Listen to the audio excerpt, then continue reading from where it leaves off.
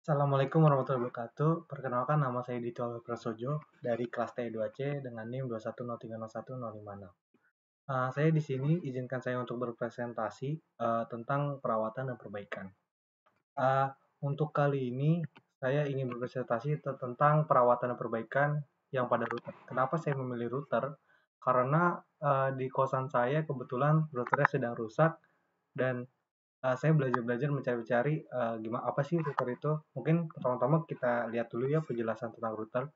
Router merupakan salah satu komponen penting dalam sebuah jaringan di mana perangkat tersebut berfungsi untuk meneruskan kembali sebuah paket data melalui jalur yang sudah ditentukan agar dapat diterima oleh receiver. Jadi atau bahasa singkat ya, router itu seperti meneruskan suatu jaringan internet dan mempermudah menjadi lebih luas lagi jaringan internet tersebut atau jaringan WiFi. Mungkin langsung kita masuk aja ke komponen-komponen pada router. Kalau dalam komponen pada router ini terdapat CPU, Central Processing Unit.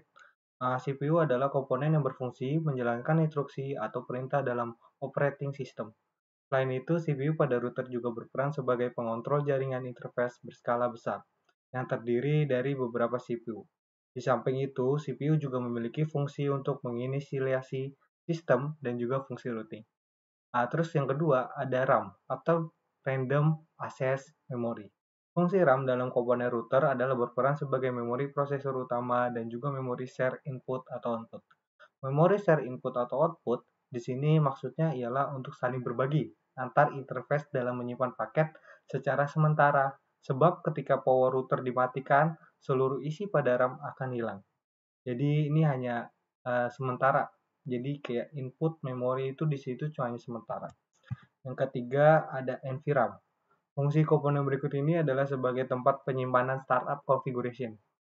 Berbeda dengan RAM yang tadi, ketika power router dimatikan, apa yang ada di dalam NVRAM tidak akan hilang. Di dalam perangkat yang sama dengan NVRAM dapat digantikan oleh EEPROM, sementara pada perangkat berbeda, NVRAM berperan sebagai flash dalam menjaga proses booting. Jadi NVRAM jika dimatikan, memori di NVRAM tidak akan hilang, kecuali jika RAM itu akan hilang. Selanjutnya flash. Fungsi komponen flash pada router adalah sebagai tempat penyimpanan IOS atau Internet Working Operating System secara keseluruhan. Sebab itulah mengapa software image router akan menuju flash ketika mencari operating system. Menuju flash ketika mencari operating system, Anda dapat mengupgrade IOS dengan cara menambahkan IOS baru ke dalam flash. IOS dapat berbentuk kompres maupun uncompress.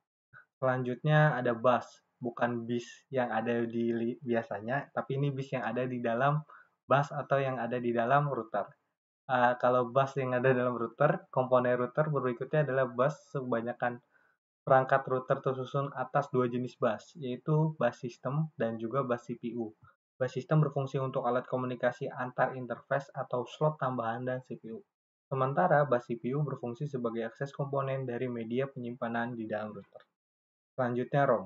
Komponen ROM digunakan sebagai tempat-tempat penyimpanan permanen untuk kode-kode diagnostik dan dikenal dengan sebutan ROM monitor. Namun tugas utama dari ROM adalah melakukan diagnosa terhadap hardware pada saat router tengah booting dan loading IOS dari komponen flash menuju ROM. Selanjutnya ada interface. Interface adalah komponen router yang berguna untuk menyambungkan koneksi keluar. Ada tiga jenis, yaitu interface yang harus Anda pahami, yaitu LAN, WAN, dan juga auxiliary atau X. Umumnya LAN adalah satu atau beberapa tipe token ring yang berbeda. Masing-masing interface mempunyai chip controller yang digunakan untuk menghubungkan sistem ke media. Power supply yang keempat. Selanjutnya power supply, komponen router yang satu ini merupakan sumber daya yang memungkinkan komponen di dalam router dapat beroperasi. Biasanya sih beberapa router bahkan memiliki lebih dari satu power supply biasanya. Biasanya kalau nggak nyala juga karena power supply sih. Oke, selanjutnya. Selanjutnya ada perawatan pada router ya. Kalau yang saya lihat, kalau di pekerjaannya itu ada melakukan pemeriksaan secara rutin pada kabel jaringan yang terhubung dari ISP ke wireless router. Jika terdapat kerusakan pada kabel, jaringan dapat melakukan tindakan perbaikan. Melakukan pengecekan secara rutin kuota data dari kartu SIM yang terpasang pada wireless router, menjatuhkan wireless router dari perangkat menjauhkan wireless router dari perangkat elektronik lain seperti microwave, telepon, nirkabel, TV, dan lain-lain. Perangkat apapun bisa menghasilkan sinyal yang menghasilkan sinyal elektromagnetik bisa mengganggu dan melemahkan kinerja Wi-Fi, melakukan pengecekan koneksi secara rutin, terus mengganti username dan password secara berskala. Sebaiknya mematikan wireless router jika tidak digunakan, itu seharusnya dijadwalkan sebulan sekali. Karena dalam mekaniknya, kalau dilakukan sesering mungkin, takutnya malah tambah rusak, makanya dilakukan hanya sebulan sekali. Karena router itu sebagai komponen yang jarang-jarang rusak biasanya. Tapi sekali rusak mengganggu sekali karena internetnya akan hilang. Oke, selanjutnya ada perbaikan pada router.